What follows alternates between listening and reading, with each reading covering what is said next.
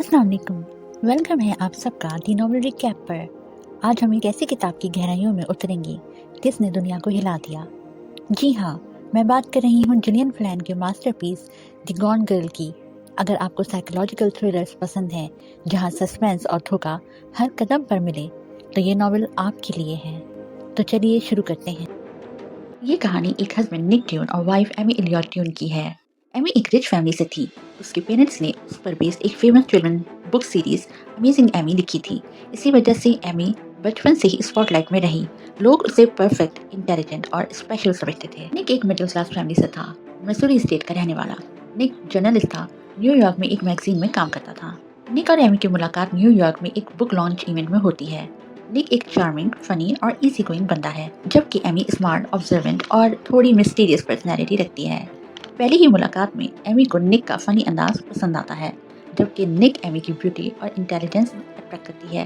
फिर कुछ मुलाकातों के बाद दोनों शादी कर लेते हैं। कुछ अरसे बाद अचानक इकोनॉमिक क्राइसिस आता है, दोनों की जॉब्स चली जाती हैं।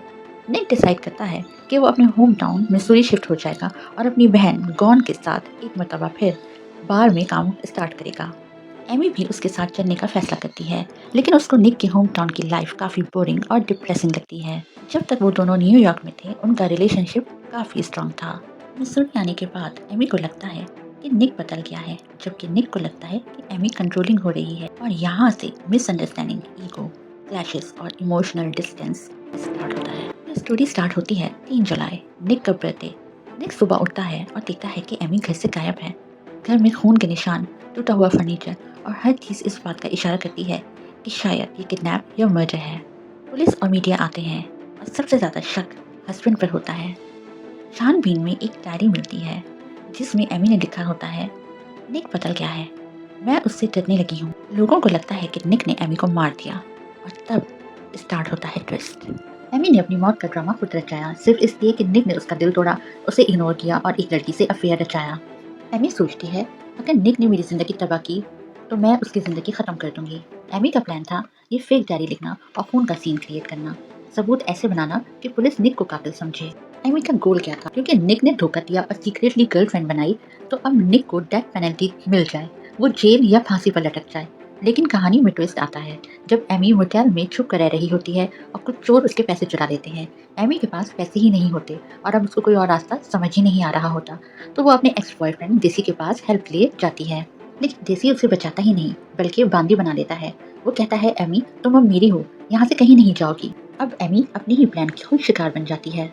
दूसरी तरफ निक का दिमाग जाग उठता है। निक समझ जाता है कि एमी कहीं ना कहीं जिंदा है।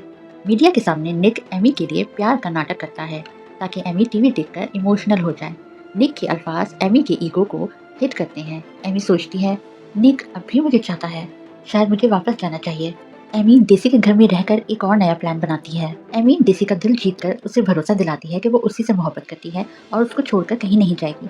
फिर एक रात वो देसी को मार देती है और ऐसे शो करवाती है जैसे वो खुद को कैसे आज़ाद करवा रही है, और निक के घर आ जाती है। फिर क्या था, full drama, full media coverage. अब एमी हीरोइन बन गई। निक जानता है कि एमी कातिल है, मगर दुनिया उसे बेचारी औरत समझ रही है। एमी निक को अपनी प्रेगनेंसी का झूठ बताकर उसको इमोशनली फंसा लेती है। फिर सीक्रेटली निक का डीएनए यूज करके सच में प्रेग्नेंट हो जाती है। अब निक के पास 2 ऑप्शंस हैं, सच बोले लेकिन फिर दुनिया उसे विलन समझेगी, चुप रहे और एमी के साथ गुलामी की जिंदगी गुजारे। निक फाइनली कहता है, ये लड़की मेरी बीवी नहीं है, मेरी सजा है। तो दोस्तों, ये कहानी दिखाती है कि शादी सिर्फ रिलेशन नहीं, पावर गेम भी हो सकती है। जिंदगी में सबसे खतरनाक वो नहीं जो आपसे नफरत करता है, बल्कि वो है जो आपसे प्यार का ड्रामा करके दिमाग कंट्रोल करता है।